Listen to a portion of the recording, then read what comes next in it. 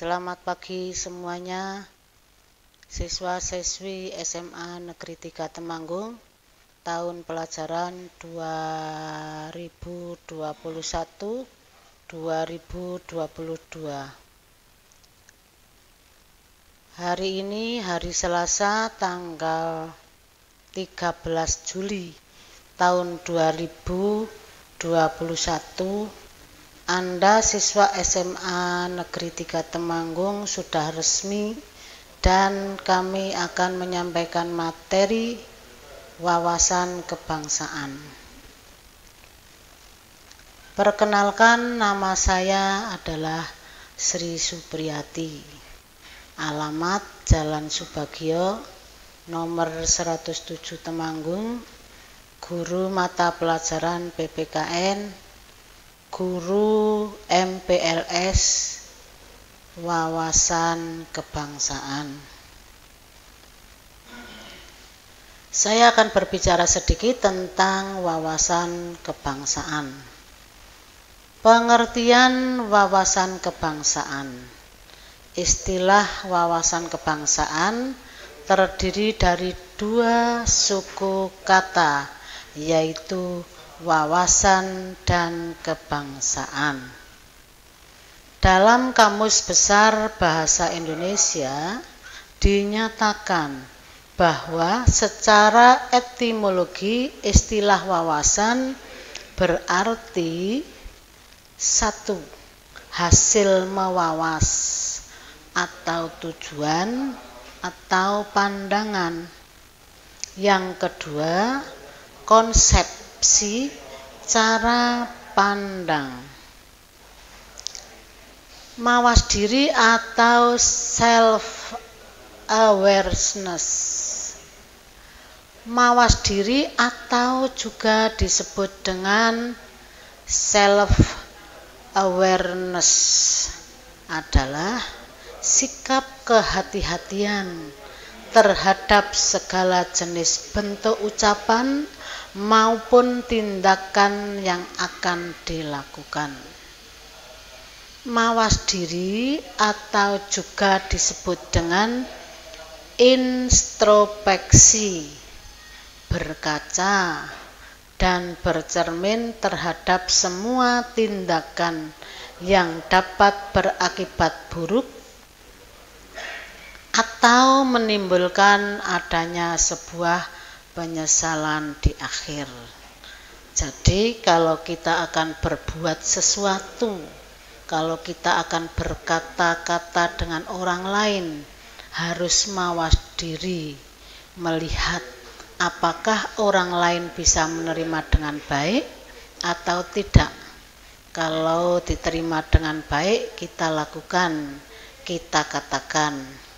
Tetapi kalau orang lain tidak baik, mengatakan tidak baik, sehingga kita tidak akan melakukan segala sesuatu yang tidak baik. Maka kita harus mewawas atau mawas diri atau berbuat baik sebelum kita melakukan sesuatu. Konsep wawasan kebangsaan. Konsep kebangsaan hal yang sangat mendasar bagi bangsa Indonesia. Dalam kenyataannya, konsep kebangsaan itu telah dijadikan dasar negara dan ideologi nasional yang terumus di dalam Pancasila sebagaimana terdapat dalam alinea 4 pembukaan Undang-Undang Dasar Negara Republik Indonesia tahun 1945.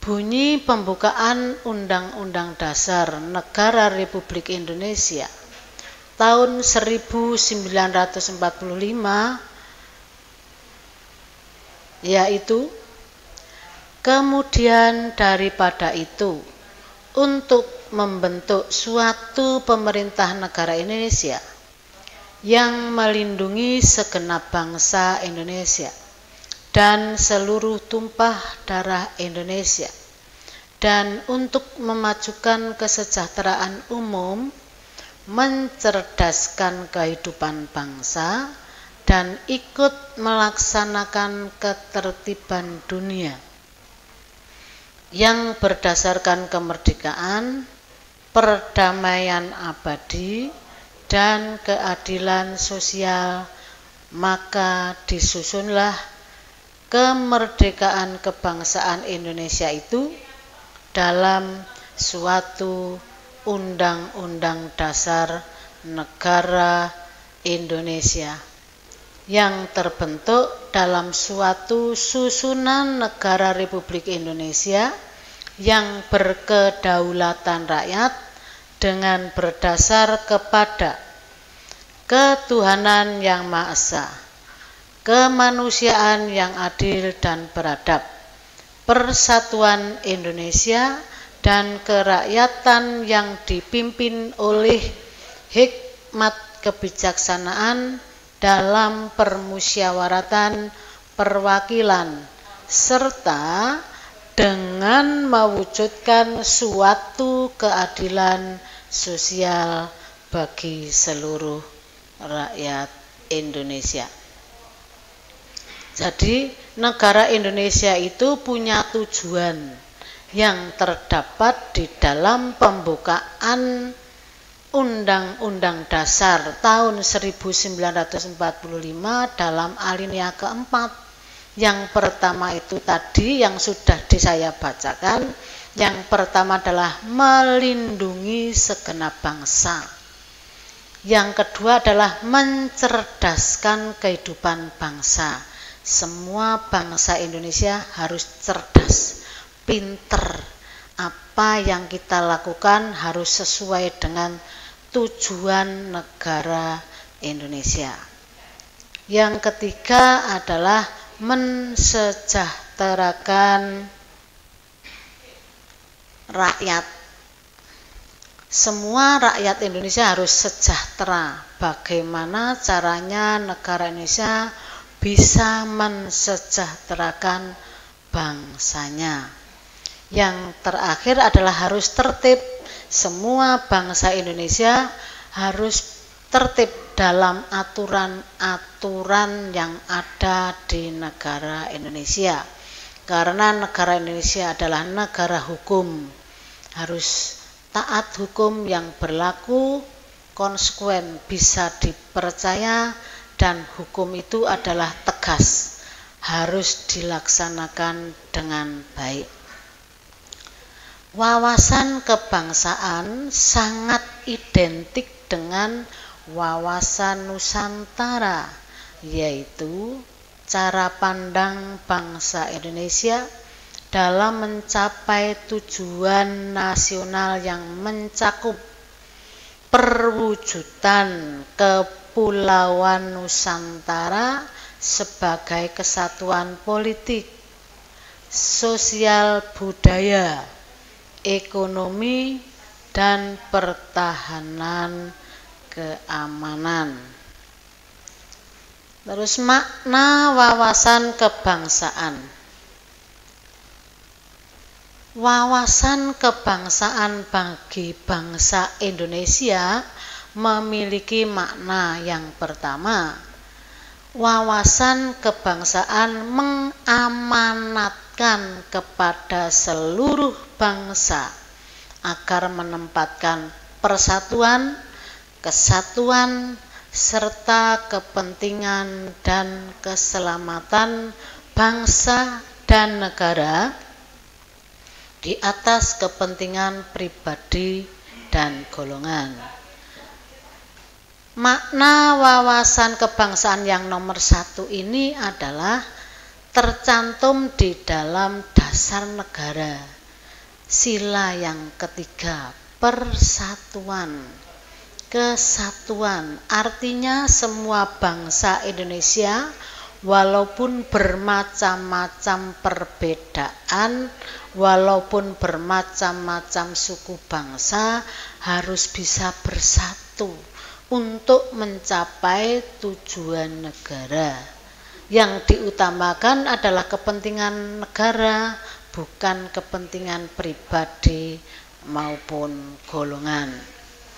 Yang kedua, wawasan kebangsaan mengembangkan persatuan Indonesia sedemikian rupa sehingga asas Bhinneka Tunggal Ika dipertahankan.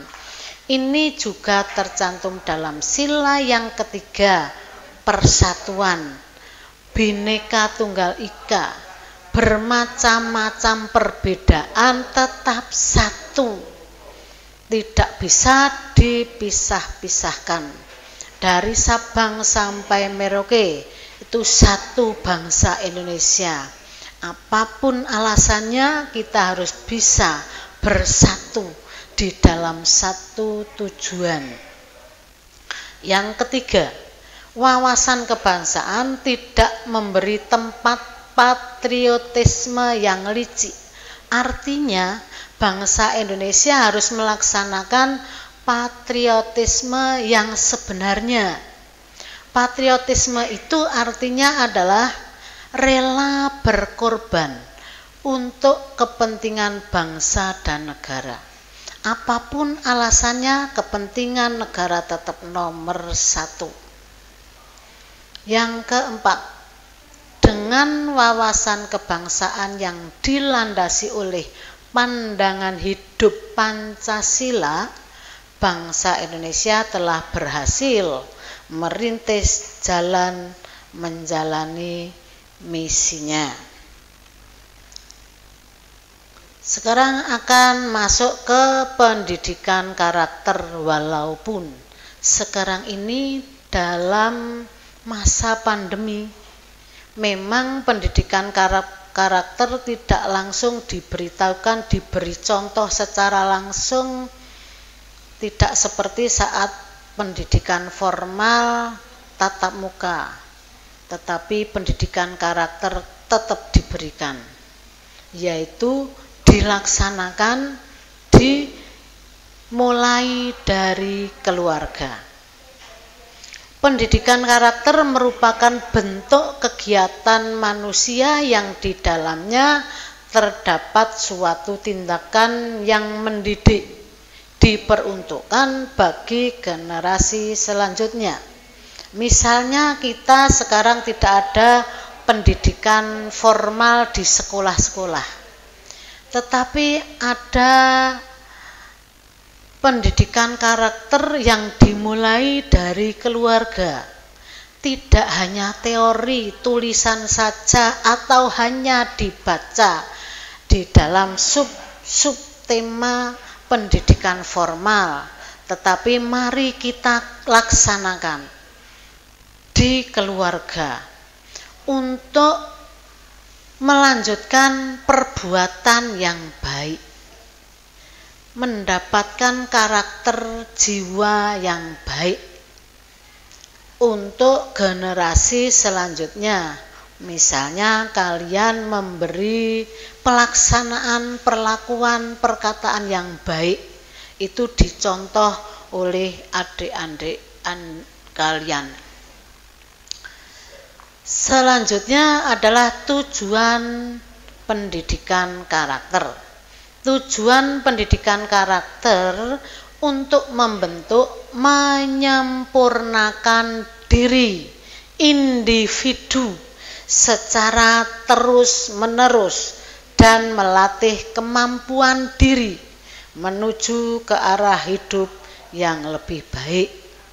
Sebenarnya kalau kita mengadakan pertemuan secara langsung tidak masa pandemi seperti ini, kita semua bisa memberikan contoh-contoh perbuatan, perlakuan, perkataan yang baik, biar bisa ditiru dengan adik-adiknya atau ditiru dengan teman yang lain yang tidak bisa atau belum mau melaksanakan perbuatan yang baik. Tetapi walaupun masa pandemi, mari kita tetap akan melaksanakan, memberi contoh karakter yang baik. Jadi pendidikan karakter itu tidak hanya dibaca, tetapi dilaksanakan, dilakukan dengan baik, dengan sebaik-baiknya. Pentingnya pendidikan karakter. Pendidikan karakter itu atau disebut dengan karakter education. Yang pertama, berguna untuk kembangkan potensi pada anak. Kalau anak punya potensi harus dikembangkan. Misalnya kalian punya potensi suka menulis, tidak hanya menulis tanpa manfaat, tetapi terus dikembangkan pada akhirnya Anda bisa menulis buku yang dipakai oleh orang lain. Itu bagus. Misalnya ada yang punya potensi menyanyi, kembangkan terus, bisa menjadi profesi menyanyi yang sukses dan lain-lain. Yang kedua, mendidik dan mengajarkan anak tidak hanya berpaku pada materi pendidikan secara formal seperti membaca, menulis atau berhitung. Sudah saya katakan tadi di atas bahwa membaca itu harus dilaksanakan, ditindaklanjuti biar menjadi profesional sesuai dengan potensi kalian masing-masing. Yang ketiga, pendidikan karakter dapat memberi dampak positif terhadap perkembangan emosional, spiritual, dan kepribadian.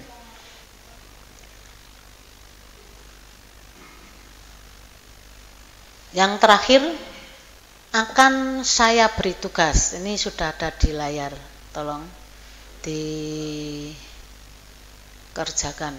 Sebutkan dan jelaskan arti penting dari wawasan Nusantara. Yang kedua, jelaskan pengertian wawasan Nusantara menurut GBHN tahun 1998.